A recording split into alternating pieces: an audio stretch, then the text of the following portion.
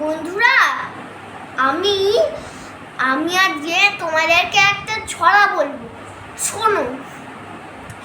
কাল ছিল তাল খালি, আজ ফুলে যায় ভরে, বল দেখি তুই মালি হয়েছে কেমন করে।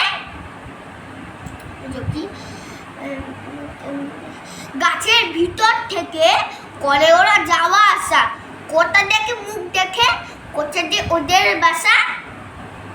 থাকে ওরা কান পেতে লুকানো ঘরের কোণে, ডাক পড়ে বাতাসেতে কি করে যে ওরা শোনে।